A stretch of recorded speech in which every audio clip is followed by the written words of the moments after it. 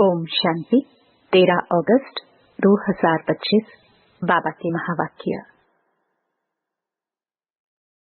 मीठे बच्चे, अकाल मूर्त बाप का बोलता चलता तख्त यह ब्रह्मा है। जब वह ब्रह्मा में आते हैं तब तुम ब्राह्मणों को रचते हैं। प्रश्न: अकलमंद बच्चे किस राज को समझकर ठीक रीति से समझा सकते हैं? उत्तर: ब्रह्मा कौन है और वह ब्रह्मा सो विष्णु कैसे बनते हैं? प्रजापिता ब्रह्मा यह है, वह कोई देवता नहीं। ब्रह्मा ने ही ब्राह्मणों द्वारा ज्ञान यज्ञ रचा है। यह सब राज अकलमंद बच्चे ही समझकर समझा सकते हैं। घोड़े सवार और प्यादे तो इसमें मूंझ जाएंगे। गीत। ओम नमो शिवाय। ओम शांति। भक्ति में महिमा करते हैं एक की। महिमा तो गाते हैं ना, परंतु न उनको जानते हैं न उनके यथार्थ परिचय को जानते हैं। अगर यथार्थ महिमा जानते तो वर्णन जरूर करते। तुम बच्चे जानते हो, ऊंच ते ऊंच है भगवान, चित्र मुख्य है उनका। ब्रह्मा की संतान भी होगी ना। तुम सब ब्राह्मण ठहरे। ब्रह्मा को भी ब्राह्मण जानेंगे और कोई नहीं जानते, इसलिए मूंझते हैं। यह ब्रह्मा कैसे हो सकता? ब्रह्मा को दिखाया है सूक्ष्म वतनवासी। अब प्रजापिता सूक्ष्म वतन में हो ना सके, वहाँ रचना होती नहीं। इस पर तुम्हारे साथ बहुत वाद विवाद भी करते हैं। समझाना चाहिए, ब्रह्मा और ब्राह्मण है तो सही ना। जैसे क्राइस्ट से क्रिश्चियन अक्षर निकला है, बुद्ध से बौद्धि, इब्राहिम से इस्लामी, वैसे प्रजापिता ब्रह्मा से ब्राह्मण नामी ग्रामी है। आदिदेव ब्रह्मा। वास्तव में ब्रह्मा को देवता नहीं कह सकते, यह भी रॉन्ग है। ब्राह्मण जो अपने को कहलाते हैं उनसे पूछना चाहिए, ब्रह्मा कहाँ से आया? यह किसका रचना है? ब्रह्मा को किसने क्रिएट किया? कभी कोई बता न सके, जानते ही नहीं। यह भी तुम बच्चे जानते हो। शिव बाबा का जो रथ है जिसमें प्रवेश करते हैं, यह है ही वह जो आत्मा श्री कृष्ण प्रिंस बना था। 84 जन्मों के बाद यह ब्रह्मा आकर बने हैं। जन्म पत्री का नाम तो इनका अपना अलग होगा ना, क्योंकि है तो मनुष्य ना। फिर इनमें प्रवेश करने से इनका नाम ब्रह्मा रख देते हैं। यह भी बच्चे जानते हैं, वही ब्रह्मा विष्णु का रूप है, नारायण बनते हैं ना। 84 जन्मों के अंत में भी साधारण रथ है ना। यह शरीर सब आत्माओं के रथ है। अकाल मूर्त का बोलता चलता तख्त है। सिख लोगों ने फिर वह तख्त बना दिया है, उसको अकाल तख्त कहते हैं। यह तो अकाल तख्त सब हैं। आत्माएं सब अकाल मूर्त हैं। ऊंच ते ऊंच भगवान को यह रथ तो चाहिए ना। रथ में प्रवेश हो बैठ नॉलेज देते हैं, उनको ही नॉलेजफुल कहा जाता है। रचता और रचना के आदि मध्य अंत की नॉलेज देते हैं। नॉलेजफुल का अर्थ कोई अंतर्यामी व जानी जाननहार नहीं है।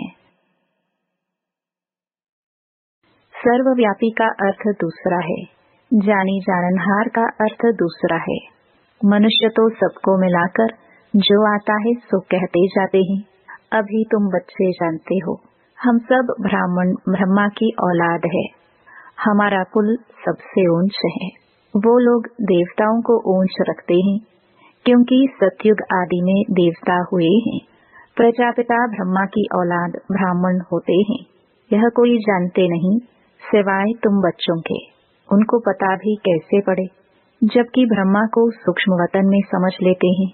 वह जिस्मानी ब्राह्मण अलग हैं, जो पूजा करते हैं, धामा खाते हैं।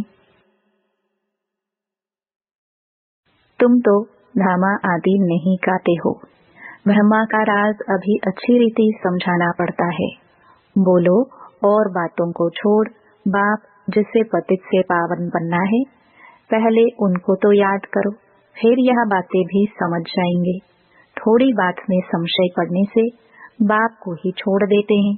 पहली मुख्य बात है अलफ और बे। बाप कहते हैं मामेकम याद करो।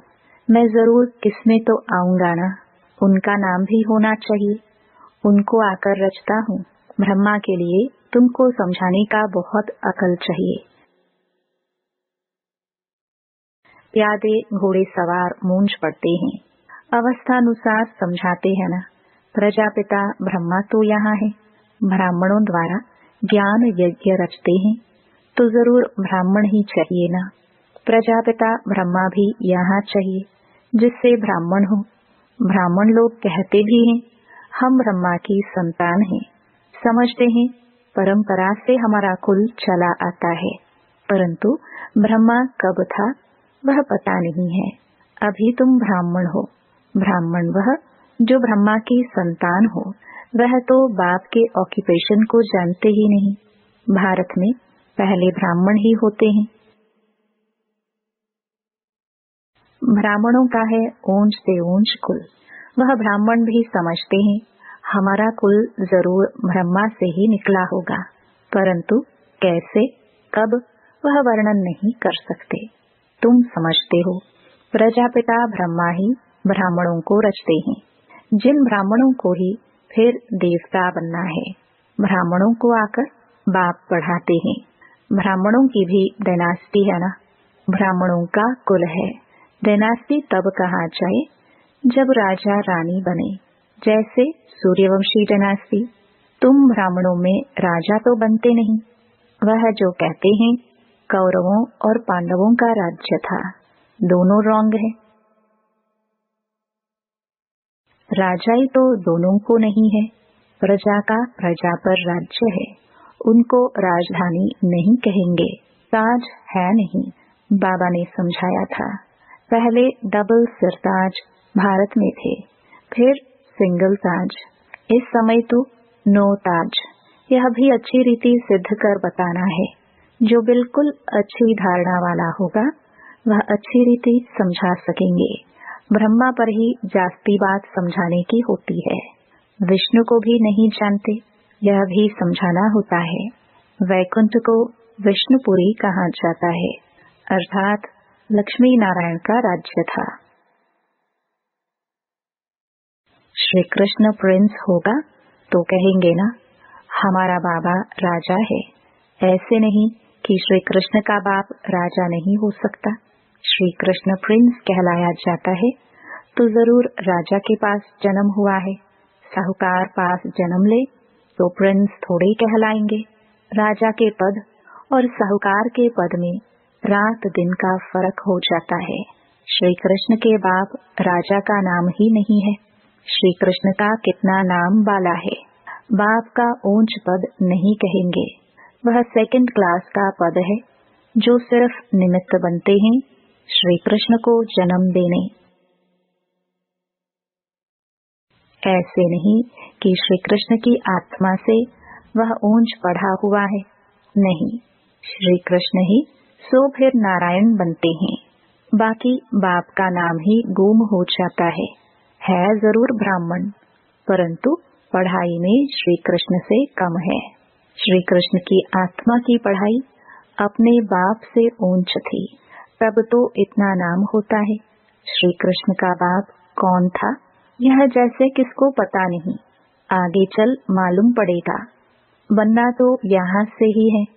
राधे के भी माँ बाप तो होंगे ना, परंतु उनसे राधे का नाम जास्ती है, क्योंकि माँ बाप कम पढ़े हुए हैं। राधे का नाम उनसे ऊंच हो जाता है। यह है डिटेल की बातें बच्चों को समझाने के लिए। सारा मदार पढ़ाई पर है। ब्रह्मा पर भी समझाने का अकल चाहिए। वही श्री कृष्ण जो है उनकी आत्मा ही 84 जन्म भोगती है। तुम भी 84 जन्म लेते हो। सब इकट्ठे तो नहीं आएंगे। जो पढ़ाई में पहले पहले होते हैं वहाँ भी वह पहले आएंगे। नंबरवार तो आते हैं ना, यह बड़ी महीन बातें हैं।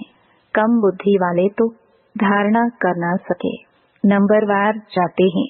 तुम ट्रांसफर होते हो नंबरवार। कितनी बड़ी क्यू है जो पिछाड़ी में जाएंगी, नंबरवार अपने अपने स्थान पर जाकर निवास करेंगे। सबका स्थान बना हुआ है। यह बड़ा वंडरफुल खेल है, परंतु कोई समझते नहीं है। इनको कहा जाता है कांटों का जंगल। यहाँ सब एक दो को दुख देते रहते हैं।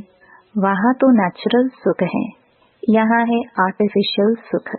रियल सुख एक बाप ही देने वाला है। यहाँ है काग विष्टा के समान सुख। दिन प्रतिदिन तमो प्रधान बनते जाते हैं। कितना दुख है। कहते हैं बाबा माया के तूफान बहुत आते हैं। माया उलझा देती है। दुख की फीलिंग बहुत आती है। सुखदाता बाप के बच्चे बनकर भी अगर दुख की फीलिंग आती है तो बाप कहते, बच्चे यह तुम्हारा बड़ा कर्म भोग है। जब बाप मिला तो दुख की फीलिंग नहीं आनी चाहिए। तो पुराने कर्म भोग हैं, उसे योग बल से चुकतू करो। अगर योग बल नहीं होगा तो मोचरा खाकर चुकतू करना पड़ेगा। मोचरा और मानी तो अच्छा नहीं। सजा खाकर पद पाना अच्छा नहीं। पुरुषार्थ करना चाहिए, नहीं तो फिर ट्रिब्यूनल बैठती है। प्रजा तो ढेर है। यह तो ड्रामानुसार सब गर्भ जेल में बहुत सजाए खाते हैं। आत्माएं भटकती भी बहुत हैं। कोई कोई आत्मा बहुत नुकसान करती है। जब कोई में अशुद्ध आत्मा का प्रवेश होता है तो कितना हैरान होते हैं। नई दुनिया में यह बातें होती नहीं। अभी तुम पुरुषार्थ करते हो। हम नई दुनिया में जाए, वहां जाकर नए नए महल बनाने पड़ेंगे। राजाओं के पास जन्म लेते हो, जैसे श्री कृष्ण जन्म लेते हैं, परंतु इतने महल आदि सब पहले से थोड़े होते हैं। वह तो फिर बनाने पड़े। कौन रचते हैं? जिनके पास जन्म लेते हैं। गाया हुआ भी है, राजाओं के पास जन्म होता है। क्या होता है सो तो आगे चल देखना है। अभी थोड़े ही बाबा बताएंगे, वह फिर आर्टिफिशियल नाटक हो जाए, इसलिए बताते कुछ भी नहीं है। ड्रामा में बताने की नोंद नहीं। बाप कहते हैं मैं भी पाठधारी हूँ। आगे की बातें पहले से ही जानता होता तो बहुत कुछ बतलाता। बाबा अंतर्यामी होता तो पहले से बताता। बाप कहते हैं नहीं, ड्रामा में जो होता है उनको साक्षी हो देखते चलो, और साथ साथ याद की यात्रा में मस्त रहो। इसमें ही फेल होते हैं। ज्ञान कभी कम जास्ती नहीं होता। याद की यात्रा ही कभी कम कभी जास्ती होती है। ज्ञान तो जो मिला है सो है ही। याद की यात्रा में कभी उमंग रहता है, कभी ढीला, नीचे ऊपर यात्रा होती है। ज्ञान में तुम सीधी नहीं चढ़ते। ज्ञान की यात्रा नहीं कहा जाता, यात्रा है याद की। बाप कहते हैं याद में रहने से तुम सेफ्टी में रहेंगे। देह अभिमान में आने से तुम बहुत धोखा खाते हो, विकर्म कर देते हो। काम महाशत्रु है, उनमें फेल हो पड़ते हैं। क्रोध आदि की बाबा इतनी बात नहीं करते। ज्ञान से या तो है सेकंड में जीवन मुक्ति, या तो फिर कहते सागर को स्याही बनाओ तो भी पूरा नहीं हो, या तो सिर्फ कहते हैं अलफ को याद करो। याद करना किसको कहा जाता है यह थोड़े ही जानते हैं। बाप कहते हैं कलयुग से हमको सतयुग में ले चलो। पुरानी दुनिया में है दुख, देखते हो बरसात में कितने मकान गिरते रहते हैं, कितने डूब जाते हैं। बरसात आदि यह नेचुरल कैलामिटीज भी होंगी। यह सब अचानक होता रहेगा। कुंभकर्ण की नींद में सोए हुए हैं। विनाश के समय जागेंगे, फिर क्या कर सकेंगे? मर जाएंगे। धरती भी जोर से हिलती है। तूफान, बरसात आदि सब होता है। बॉम्ब्स भी फेंकते हैं, परंतु यहाँ एडिशन है सिविल वॉर। रक्त की नदियाँ गाई हुई हैं। यहाँ मारामारी होती है। एक दो पर केस करते रहते हैं, सो लड़ेंगे भी जरूर। सब है निधन के, तुम हो धनी के। कोई लड़ाई आदि तुमको नहीं करनी है। ब्राह्मण बनने से तुम धनी के बन गए। धनी बाप को या पति को कहते हैं। शिव बाबा तो पतियों का पति है। सगाई हो जाती है तो फिर कहते हैं हम ऐसे पति के साथ कब मिलेंगे। आत्माएं कहती हैं शिव बाबा हमारी तो आपसे सगाई हो गई, अब आपसे हम मिले कैसे। कोई तो सच लिखते हैं, कोई तो बहुत छिपाते हैं। सच्चाई से लिखते नहीं कि बाबा हमसे यह भूल हो गई, क्षमा करो। अगर कोई विकार में गिरा तो बुद्धि में धारणा हो नहीं सकती। बाबा कहते हैं तुम ऐसी कड़ी भूल करेंगे तो चकनाचूर हो जाएंगे। तुमको हम गोरा बनाने के लिए आए हैं, फिर तुम काला मुंह कैसे करते हो। भल स्वर्ग में आएंगे, पाई पैसे का पद पाएंगे। राजधानी स्थापन हो रही है ना।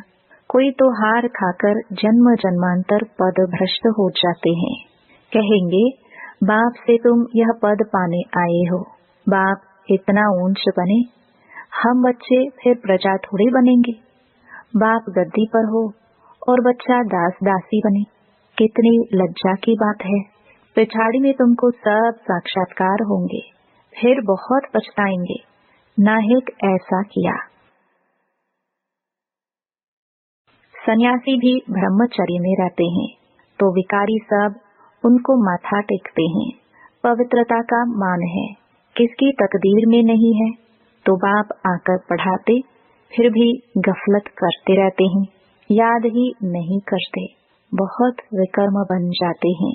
तुम बच्चों पर अब है बृहस्पति की दशा, इससे ऊंच दशा और कोई होती नहीं। दशाएं चक्कर लगाती रहती हैं तुम बच्चों पर। अच्छा, मीठे मीठे सिखिला दे बच्चों प्रति माता पिता बाप दादा का याद प्यार और गुड मॉर्निंग। रूहानी बाप की रूहानी बच्चों को नमस्ते। धारणा के लिए मुख्य सार। पहला, इस ड्रामा की हर सीन को साक्षी होकर देखना है। एक बाप की याद में मस्त रहना है। याद की यात्रा में कभी उमंग कम न हो। दूसरा, पढ़ाई में कभी गफलत नहीं करना। अपनी ऊंच तकदीर बनाने के लिए पवित्र जरूर बनना है।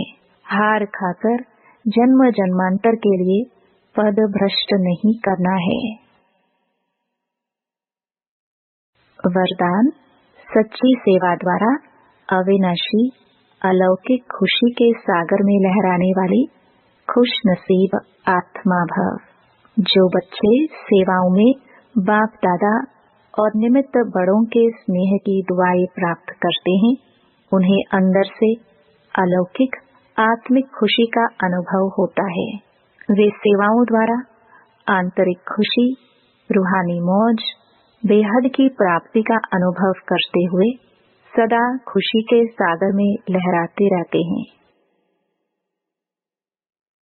सच्ची सेवा, सर्व का स्नेह, सर्व द्वारा अविनाशी सम्मान और खुशी की दुआएं प्राप्त होने की खुश नसीबी के श्रेष्ठ भाग्य का अनुभव कराती है। जो सदा खुश हैं वही खुश नसीब हैं। स्लोगन, सदा हर्षित व आकर्षण मूर्त बनने के लिए संतुष्ट मणि बनो। अव्यक्त इशारे। सहज योगी बनना है तो परमात्म प्यार के अनुभवी बनो।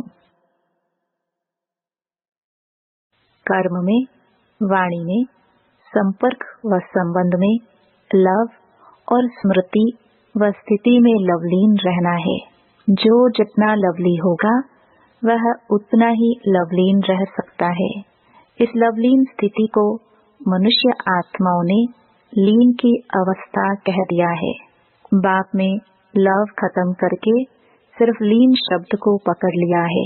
आप बच्चे बाप के लव में लवलीन रहेंगे तो औरों को भी सहज आप समान व बाप समान बना सकेंगे।